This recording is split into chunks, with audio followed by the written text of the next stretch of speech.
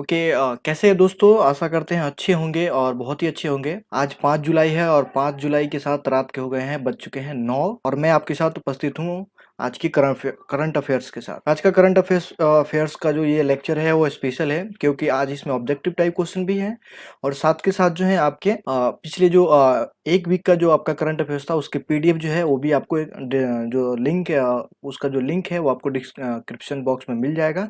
आप वहां से जाके उसको डाउनलोड कर सकते। तो देरी ना करते हुए फटाफट शुरू करते हैं क्योंकि हमारे पास रहता है सिर्फ 5 मिनट का समय करंट अफेयर्स को डील करने के लिए। तो आइए स्टार्ट करते हैं। पहला क्वेश्चन आपकी स्क्रीन पे है। तो विश्व बैंक ने हाल ही में गंगा पुनर्जनन कार्यक्रम के लिए कितने करोड़ डॉलर की सहायता राशि मंजूर की है? ऑप्शन है 60 करोड़, 40 करोड़, 70 करोड़, 90 करोड़।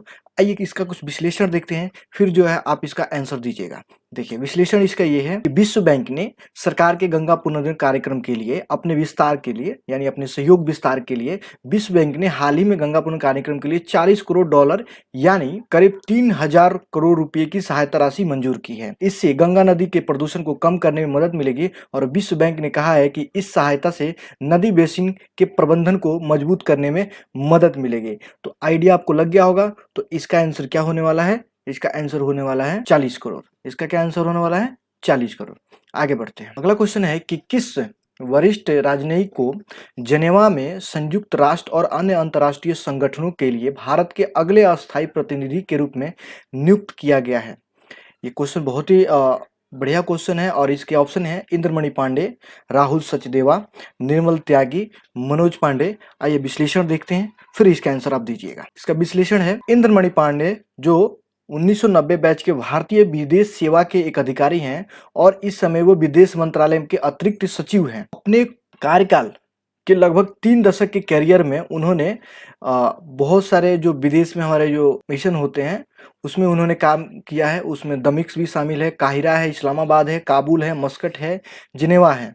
तो वहाँ पे इन्होंने काम किया, बहुत ही अच्छा अनुभव है। इसके लिए जो है इनका जो इनको जो है संयुक्त राष्ट्र का जो अंतर्राष्ट्रीय संगठन है, संयुक्त राष्ट्र और अन्य अंतर्राष्ट्रीय संगठनों के लिए भारत का अगले अस्थायी प्रतिनिधि कौन नियुक्त होंगे? इंद्रमणि पांडे। आगे चलते हैं। हाल ही में भारत के किस युवा अंपायर को आईसीसी के एलीट पैनल में शामिल किया गया है? क्वेश्चन बहुत ही बढ़िया है। ऑप्शन है राहुल सचदेवा, नितिन त्यागी, नितिन मेनन, मुकेश मेनन। तो आंसर याद रखेंगे। इसका जो थोड़ा विश्लेषण देख लेते हैं कि भारतीय युवा अंपायर नितिन मेनन को इंग्लैंड के नाइजेल लोग की जगह, अगर पूछे क्वेश्चन किसको रिप्लेस किया इन्होंने तो ऑप्शन याद रखेंगे नाइजेल लोग की जगह जो है 2020-21 के लिए अंतर्राष्ट्रीय क्रिकेट परिषद यानी आईसीसी के अंपायरों की एलीट पैनल में इन्हें शामिल किया गया है। और मेनन को 3 टेस्ट, 24 एक दिवसीय और 16 टी20 अंतर्राष्ट्रीय मैचों में अंपायरिंग का अनुभव है, इसीलिए जो है इनको उसमें शामिल किया गया है। लेकिन क्वेश्चन पूछ सकता है कि इनके अलावा और कौन है पहले जो थे वो एलीट पैनल में शामिल थे? तो याद रखेंगे वो इस सूची में शामिल होने वाले तीसरे व्यक्ति बने हैं। इनसे पहले 2 लोग थे, एक तो थे कप्तान श्रीनिवास वेंकटराघवन और दूसरे थे सुंदरम रवि। तो टोटल 3 लोग जो हैं आईसीसी के एलीट पैनल में शामिल हो चुके हैं अब तक। तो पहले 2 ये, तीसरे हैं हमारे नितिन मेनन। तो आपका आंसर हो जाएगा नितिन मेनन। ठीक है, ऑप्शन नंबर सी। केंद्र सरकार ने हाल ही में किसको अगले 3 साल के लिए फिर से सॉलिसिटर जनरल नियुक्त कर दिया है? तो ऑप्शन है आपके पास यहाँ तुषार मेहता, अशोक भूषण, मुकुल रोहतगी एंड संजय कुमार। तो आप इसका विश्लेषण देखेंगे। केंद्रीय मंत्रिमंडल की नियुक्ति समिति ने वरिष्ठ वकील तुषार मेहता को सॉलिसिटर जनरल के रूप में अगले 3 वर्षों के लिए नियुक्त कर दिया है। यानी वो पहले भी थे लेकिन उनको एक्सटेंशन मिला है, वो अगले 3 साल के लिए भी केंद्रीय मंत्रिमंडल के जो सॉलिसिटर जनरल का पद है उसको संभालेंगे। मतलब उनके जो मंत्रिमंडल की जो नियुक्ति समिति है उन्होंने इसका एक्सटेंशन दिया है कि आप जो है अगले 3 साल के लिए जो है आप सॉलिसिटर के रूप में बने रहेंगे। और 1 जुलाई 2020 से कार्यकाल जो इनका कार्यकाल था वो समाप्त हो रहा था पिछला, और उस दिन से जो अगला कार्यकाल है वो 3 साल के लिए लागू हो जाएगा। ठीक है, और साथ के साथ मैं यही बता दूं कि साथ के साथ रामनाथ कोविंद यानी हमारे राष्ट्रपति ने है वो अटॉर्नी जनरल ऑफ इंडिया के पद को 1 साल के लिए बढ़ा दिया गया है। और उस पे कार्यरत कौन है? के वेणुगोपाल। तो 2 लोगों को एक्सटेंशन मिला है, एक मिला है सॉलिसिटर जनरल ऑफ इंडिया को और दूसरा मिला है आपके auditor general attorney general of India को। ठीक है, तो आपका आंसर हो जाएगा तुषार मेहता। तो आंसर हो जाएगा option number A, Tushar Mehta. अगला देखिए, रूस में संविधान संशोधन की मंजूरी मिलने के बाद व्लादिमीर पुतिन कब तक रूस के राष्ट्रपति के पद पर रह सकते हैं? तो मैंने आपको कल बताया था ये रह सकते हैं 2036 तक। कब तक रह सकते हैं? 2036 तक। अगला क्वेश्चन देखेंगे, हाल ही में किस भारतीय टेनिस खिलाड़ी ने जर्मनी में एक बैंक है जिस बैंक का नाम है पीएसडी बैंक, ठीक है, PSD bank Nord open tennis tournament को जीत लिया है। तो भारतीय टेनिस खिलाड़ी का नाम, जो जर्मनी की जो बैंक है PSD bank Nords open tennis tournament को जीता है, याद रखेंगे उनका नाम है सुमित नागल, ठीक है। लेकिन थोड़ा इसको विस्तृत देखते हैं।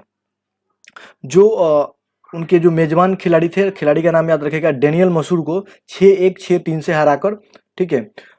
सुमित नागल वर्तमान में 127 नंबर के साथ भारत के सर्वोच्च रैंक के एकल खिलाड़ी बन चुके हैं।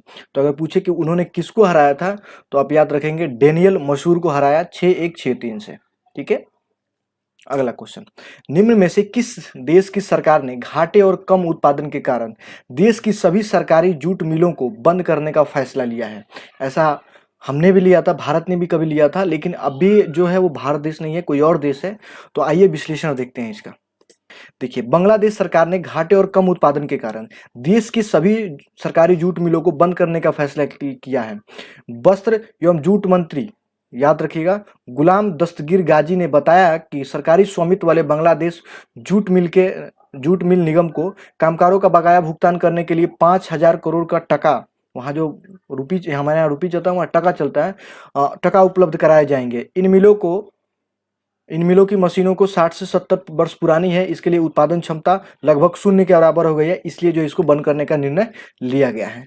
तो अगर पूछे न्यूज में है कि बांग्लादेश के जूट मंत्री कौन है, तो गुलाम दस्तगीर गाजी, ऐसे पूछेगा नहीं, कभी पूछ ले तो। अगला क्वेश्चन देखिए, भारत और भूटान के बीच हाल ही में कितने मेगावाट के खोलोगो गोचू, ठीक है, खोलो गोचू जेबी हाइड्रो इलेक्ट्रिक प्रोजेक्ट को लेकर समझौते पे हस्ताक्षर किए गए हैं? ये उसकी कैपेसिटी पूछ रहा है आपसे। तो आइए कुछ जानकारी इसके बारे में लेते हैं, इस प्रोजेक्ट के बारे में। तो देखिए, ये भारत के द्वारा भूटान में लागू होने वाली पहली संयुक्त उद्यम परियोजना है, जो वीडियो कॉन्फ्रेंसिंग के जरिए एक मीटिंग हुआ था, उसमें विदेश मंत्री एस जयशंकर प्रसाद ने भारत और भूटान के रिश्तों को जमकर तारीफ की, और उन्होंने ये भी कहा कि भारत और भूटान के बीच एक अनोखा रिश्ता है, और ये परियोजना जो है 2025 की दूसरी छमाही तक जो है पूरी होने की उम्मीद है। तो परियोजना के पूरी होने की उम्मीद कब तक है? 2025 तक। और जो कैपेसिटी है उस मेगावाट की, उस जो परियोजना की, तो परियोजना की जो कुल कैपेसिटी है वो 600 मेगावाट की है। और ये जो किस नदी पे लग रहा है? ये लग रहा है खोलोगच्छू नदी पे, ठीक है। अगला क्वेश्चन देखेंगे, केंद्र सरकार ने कोविड-19 के गंभीर लक्षणों वाले मरीजों को इलाज के लिए एक किस ड्रग का इस्तेमाल करने की इजाजत दे दी है?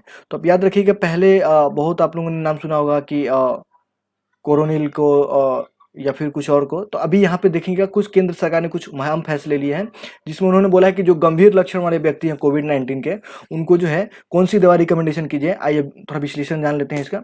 विश्लेषण में देखिए, केंद्र सरकार ने गंभीर लक्षणों और मरीजों को इलाज के लिए एक सस्ती स्ट्राइड ड्रग, जिसका नाम है डेक्सामेथासोन, ड्रग्स का क्या नाम है? डेक्सामेथासोन का इस्तेमाल करने की इजाजत दे दी है, या मेथिल जो है मेथिल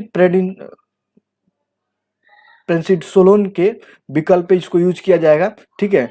और ये जो दवाई है इसका ट्रायल कहाँ हुआ था? ब्रिटेन में हुआ था, और वह अच्छा मतलब इसका मिला। तो इसके बाद जो है WHO ने भी डेक्सामेथासोन को के उत्पादन के लिए भी बोल दिया है, और साथ के साथ उसको क्लिनिकल ट्रायल हो चुका है, ब्रिटेन में हुआ है, ठीक है, ब्रिटेन में हुआ है। अगर पूछे कि क्लिनिकल ट्रायल डेक्सामेथासोन का कहाँ पे हुआ है, तो ब्रिटेन में, और भारत सरकार ने इसकी इजाज़त दे दी है। और साथ के साथ WHO जो है उसको भी इसको मंजूरी दे दी है कि आप इसका उत्पादन भी कर सकते हैं।